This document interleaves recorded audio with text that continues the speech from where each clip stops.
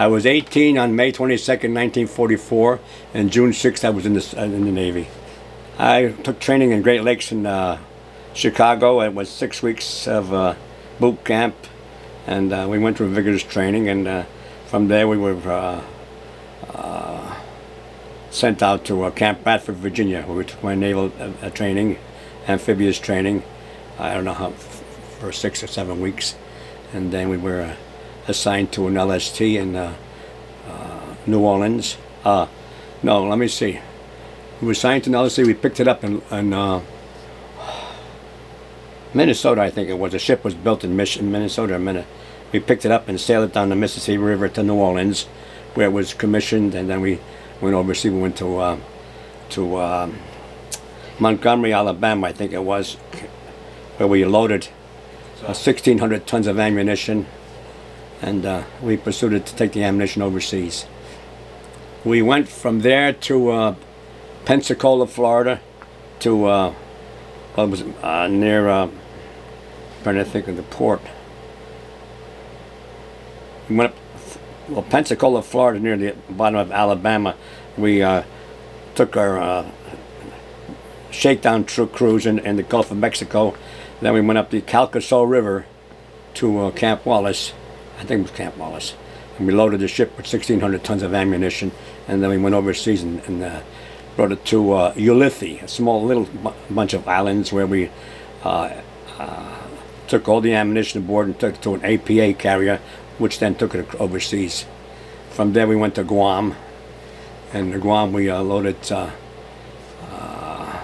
some troops and equipment and material. Went to Saipan and Tinian, and trying to remember where else we went to. I can't remember exactly, but that was my beginning of the journey in the Pacific. Now, we were carrying 1,600 tons of ammunition, which is a lot of ammunition. In the convoy we were traveling last, carrying Baker red flag, meaning nobody wanted to get near us in case we got hit or exploded. Well, I was only 18 years old. It's the first time I'd been away from New Jersey, and to me it was exciting. And at boot camp I was fortunate to be called the outstanding seaman of our group, which was a nice honor. And when I went aboard ship, the communications officer wanted to draft me into his group. I said, no, I'll remain a seaman. And our deck officer was Mr. Workman, which he was a nice man. And we had 9 officers. And sometimes I wonder how we won the war with some of the officers that we had. I mean, the captain, he was lieutenant lower grade. He was the captain. The name was Chandler. He was just a horse's ass. I mean, seriously. And other stories behind that. But we managed to do what we had to do. Everybody else was, the oldest guy I think was 30 years old. There was a guy named Huddock, whatever. But we were all 18-year-old kids, just getting away from home for the first time and doing what we were told. We were trained, and we learned how to use the 40mm guns, the 15mm guns, and it was life aboard ship. It was something new, and we were doing our duty. During that trip, just prior to the invasion at Iwo Jima, I got an injury aboard ship, and I went ashore on Guam. I was in the Guam hospital for a couple of weeks. Then they transferred me to Pearl Harbor. I spent another 2 weeks, and then I returned back to my ship. So I spent something like 3 or 4 weeks in the hospitals, and I saw what war was like, and people having the foggiest idea. They watch television. It's not like television. There are no friendly bullets, and I've seen people, I mean, guy with half a head, right across from me in a cot. We were in Quonset huts on Guam.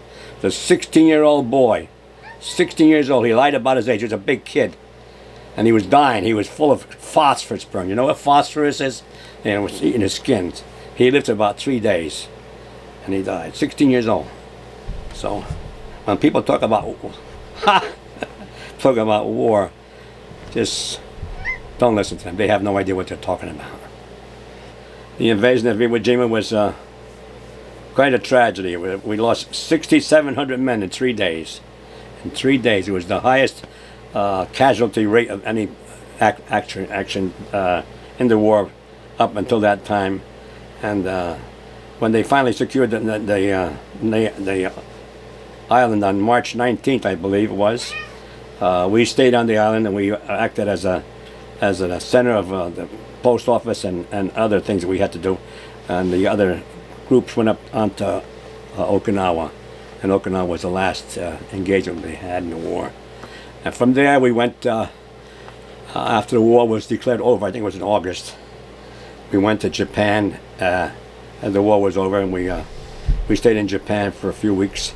We took some Marines and material into Japan, and after that the war was declared over.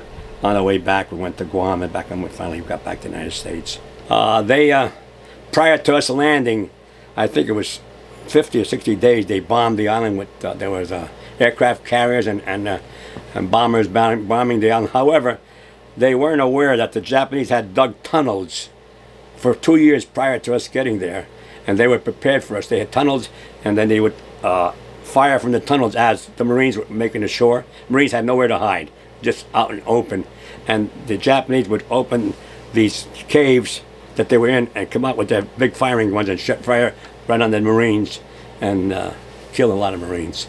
After the island was secure, I went ashore, and we mingled with some of the Marines. And people understand, Iwo Jima had no vegetation. It was volcanic ash this deep. If you walk 5 or 10 minutes, you get dead tired, like walking in deep snow. Worse. And it was hot, and the Marines took a beating, but they did a good job. Well, we had material trucks and half tracks. We beached the ship. You know what LST is? Okay, opens the bar doors on beach, and you eject the personnel and Marines, and then we back off, take another load, and go back in. There were aircraft all over, bombers, and we were busy just watching for aircraft, because there wasn't much Japanese aircraft to fight at that time. The island had been pretty well neutral. Henderson Airfield was bombed, and the Marines took it over, I think, in 3 or 4 days. And after that, we brought our own aircraft in, and I think it was the 19th, I think, in March, where the island was declared secure, which meant, from a military standpoint, it was secure, but there were still Japanese that they had to round up. At night, there was what I forget what they call them, Midnight Charlie or whatever. Japanese airplane would come over at night, dark, and fly over and then just go back. But there were no more action after the island was secure. The next one was Okinawa, which was pretty tough too. What was the island you went to after Iwo Jima? We went to Japan. And Yeah. what was it like at Japan? Well, Japan, beautiful country. The landscape is terraced like this to catch the rainfall down, and it's a beautiful island. And the people are okay. It's just that the governments, like all other wars, governments start the wars.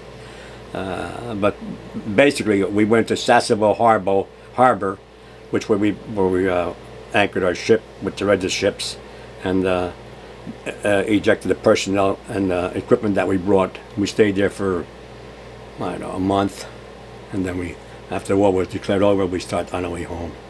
When that happened, the war was declared over, we were just at sea coming back home, and general quarters was called, and everybody went to their gun stations and took all the ammunition through in the ocean.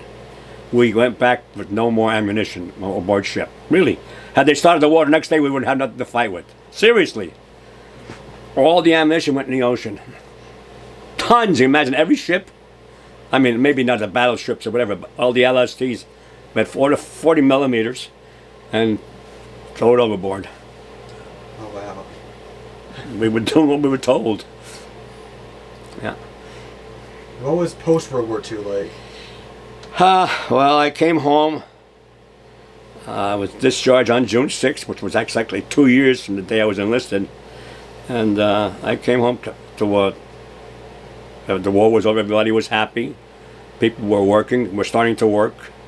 There was no hate. There was none of this bullshit that's going on today with social media. None of that.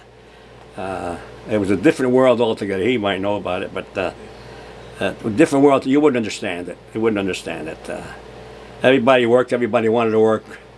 Who wanted to work? And Everybody was poor where I grew up. Was everybody was in the same boat.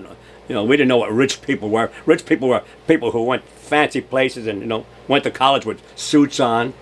True. I mean, today everybody dresses with the holes in their. Oh, Jesus. Anyhow, that's was a whole different world. I mean, the kids today have no idea. They could not survive in 5 minutes in the world we were in. Really. I mean, they're so spoiled today. It's pathetic.